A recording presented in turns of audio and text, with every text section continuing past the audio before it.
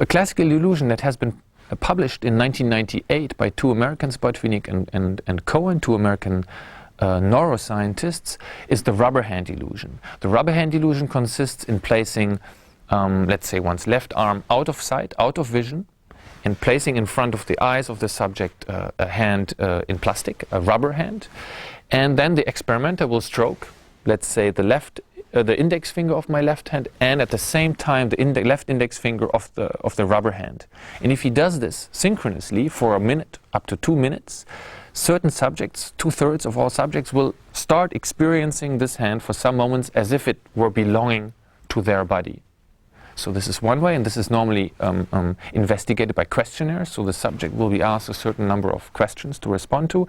And then there is a second measure, which is, in my opinion, even more interesting, because if you then, after these 2 minutes of stroking, will close the eyes of the subject and ask them, well, now point to where your hand would really be, they do not point with eyes closed to the real arm, they will point towards the rubber arm. I really felt that my hand was transposed and into that false hand that was presented in front of me.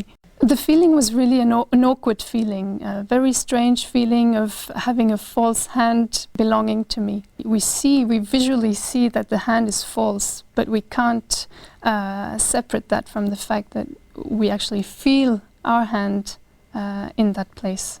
By simultaneously stimulating fake rubber hand and the real hand, something that is felt and something that is seen on a hand is integrated. Under normal conditions, when I see something close to a hand and I feel touched at the same position, this is always on my hand, at least I guess in 99% of all cases.